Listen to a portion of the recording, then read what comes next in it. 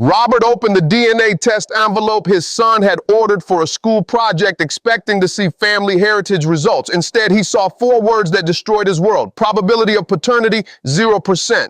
After 18 years of being a devoted father, he discovered his son wasn't his. But what Robert discovered next about who the real father was and why his wife had lied for nearly 2 decades will shock you. The truth had been hiding in plain sight, and everyone in his family knew except him. See, we think paternity fraud is about women who don't know who the father is, about confusion and uncertainty in chaotic relationships. But what I learned from Robert's story is that sometimes paternity fraud is about deliberate deception, calculated lies that involve entire families conspiring to keep one person in the dark about the truth of their own life. Robert thought he was opening a fun DNA test to learn about his family's ancestry. Instead, he was opening a door to discover that everything he believed about his family, his marriage, and his identity as a father was built on an 18-year lie. Let me tell you about Robert Chen from Seattle. He's 52 years old, works as an engineer, married to Linda for 20 years, and father to Marcus, who just turned 18. For nearly 2 decades, Robert thought he was living every man's dream: stable marriage, successful career, and a son he adored. Robert was the kind of father every kid deserves. He coached Marcus's little league teams, helped with homework every night, taught him to drive, attended every school play and graduation. Marcus inherited what Robert thought were family traits: his analytical mind, his love of chess, his methodical approach to problem solving. Marcus was my pride and joy, Robert tells me. People always said he was just like me. Same interests, same way of thinking, same stubborn streak. I was so proud to see myself in him. Robert describes their relationship as exceptionally close. Marcus came to him for advice about girls, college plans, career choices. They had traditions: Saturday morning chess games, annual camping trips, father-son conversations about life, responsibility, and becoming a man. I was already planning Marcus's college fund since he was born, Robert explains. I'd been saving for 18 years to give him the best education possible. I wanted him to have opportunities I didn't have. Robert's marriage to Linda seemed solid, if not passionate. They'd met in college, married young, had Marcus 2 years later. Linda was a good mother, reliable wife, and they functioned well as a family unit, even if the romance had faded into comfortable companionship. Linda and I weren't soulmates, but we were partners, Robert says. We both loved Marcus, both wanted what was best for him. I thought we had a good foundation. What Robert didn't know was that his entire identity as a father was built on a lie that had been carefully maintained for 18 years. The discovery happened completely by accident. Marcus, now a senior in high school, had a genetics project for AP biology. His teacher had suggested students use consumer DNA tests to understand inheritance patterns and trace family ancestry. Marcus was excited about the project, Robert recalls. He kept saying, "Dad, we're going to find out if we're really related to Great Uncle Chen in Taiwan," and asking me to predict what percentage Asian he'd show up as. Robert encouraged Marcus to order the DNA test, even helped pay for it. They made it a family project. Linda, Robert, and Marcus all submitted saliva samples to trace their family heritage and see what genetic markers they shared. I was looking forward to the results, Robert says. I thought it would be fun to see our genetic breakdown, maybe learn about ancestors we didn't know about. Marcus was hoping to find some exotic heritage for his school presentation. When the results arrived 3 weeks later, Marcus was at school. Robert opened the envelope first, expecting to see confirmation of their Asian heritage, maybe some surprising European or African markers that would give them interesting family stories to share. Instead, Robert saw something that made no sense. The DNA test showed 0% probability that Robert was Marcus's biological father. My first thought was that there was a mistake, Robert remembers, that lab error, switched samples, contaminated test. There was no way Marcus wasn't my son. I'd been there when he was born. I'd raised him for 18 years. But when Robert looked more carefully at the results, he saw that Linda's maternal connection to Marcus was confirmed at 99.9% probability. The test had worked perfectly. It just revealed that while Linda was definitely Marcus's mother, Robert was definitely not his father.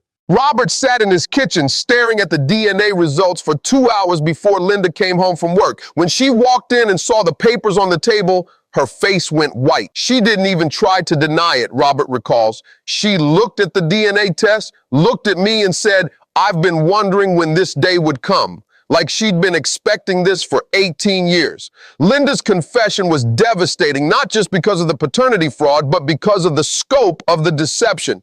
Marcus's biological father wasn't some random stranger from Linda's past. It was Robert's own brother-in-law, Tom, Linda's sister's husband. Linda told me that she and Tom had an affair right around the time Marcus was conceived, Robert explains. She knew there was a chance Marcus wasn't mine, but she chose to let me believe he was my son because her marriage to me was more stable than Tom's marriage to her sister. The conspiracy went deeper than Robert could have imagined. Linda's parents knew, her sister knew, Tom knew, even some of Robert's own friends suspected. For 18 years, family gatherings had been elaborate performances where everyone pretended Robert was Marcus's father while knowing the truth. Every Christmas dinner, every birthday party, every family vacation, Tom was there playing the role of uncle to his own son, Robert says, and everyone was in on it except me and Marcus. Linda explained that she'd planned to take the secret to her grave, but had always feared that someday medical issues or genetic testing would reveal the truth. She said, "Robert, you've been such a good father to Marcus. I didn't want to destroy that by telling you something that would only cause pain." But Robert realized that Linda's lie hadn't protected anyone. It had just delayed the inevitable devastation. When Robert called me the night he learned the truth, I heard something that cut deep. The voice of a man whose entire identity as a father had been stripped away in an instant. "Robert," I told him, what Linda did to you isn't just infidelity, and it's not just deception. It's identity theft. She stole 18 years of your life by letting you invest your heart, your money, your dreams, and your future in raising a child under false pretenses. I shared with him something I learned about paternity fraud. This isn't about biology determining love. You can love Marcus just as much knowing he's not your biological son. But Linda robbed you of the choice to love him honestly instead of loving him based on a lie. But I also understood his deepest pain. You're not just dealing with betrayal. You're dealing with the discovery that your role as Marcus's father was built on fraud.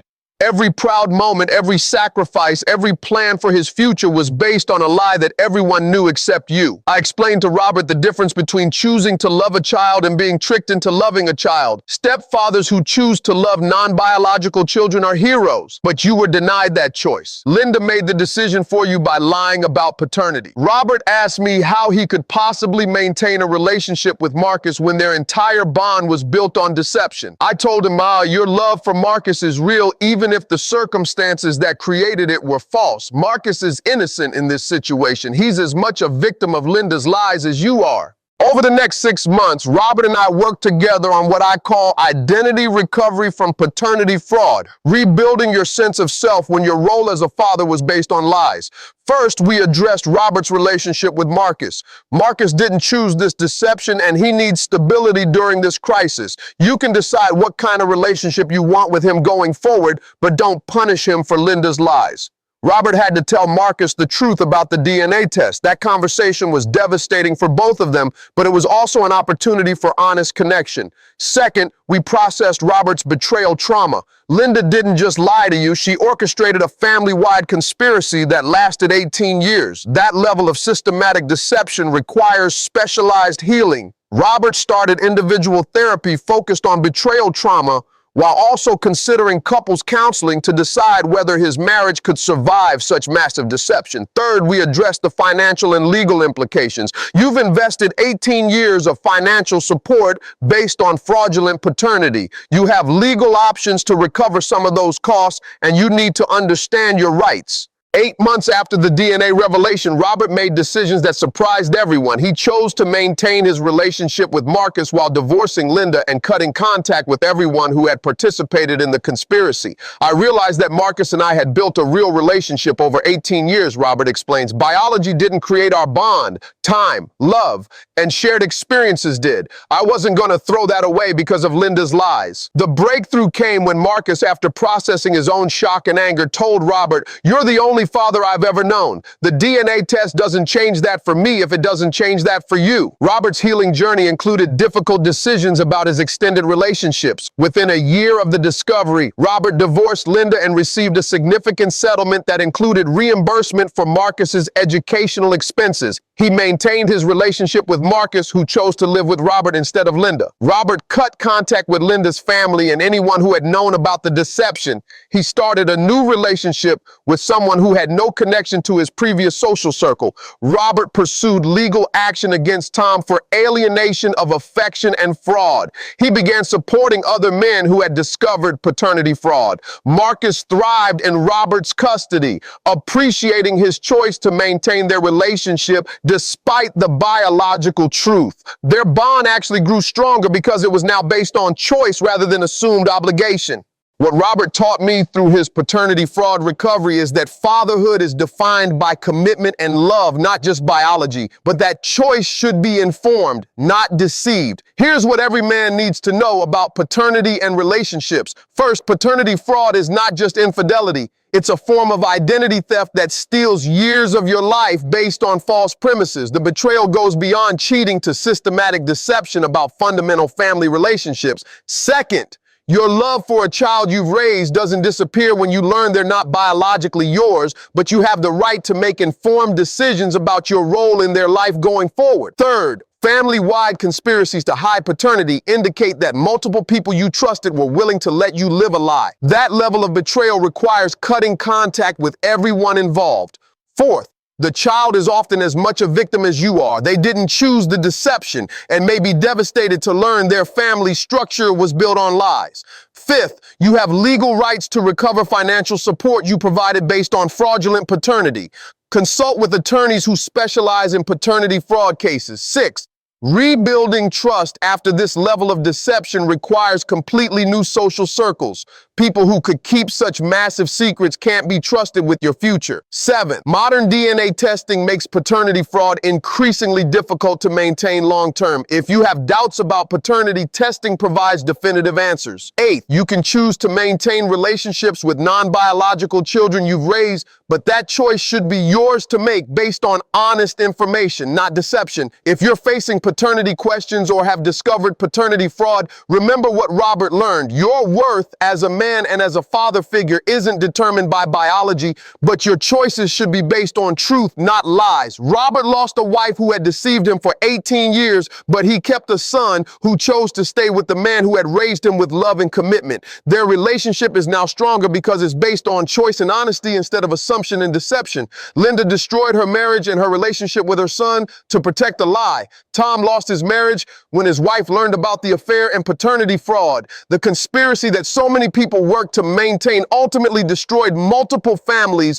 when the truth emerged. But Robert and Marcus built something new from the ashes of that deception, a father-son relationship based on love, choice, and mutual respect rather than biological assumption. That's not just surviving paternity fraud, that's transforming it into authentic family bonds. Remember this, DNA determines biology, but commitment determines family. You can't control whether the children you raise share your genetics, but you can control whether the relationships you build are based on honesty and choice. Robert learned what every man needs to learn. Being a father is about showing up, providing guidance, and offering unconditional love. Biology might create the opportunity for fatherhood, but daily choices create the reality of being a dad. Y'all remember that. Your value as a father figure isn't measured by DNA percentages. It's measured by the positive impact you have on a child's life, regardless of genetics. When paternity fraud is revealed, you get to choose what kind of father you want to be going forward. That choice, made with full knowledge and honest intentions, can create family bonds that are stronger than any biological connection.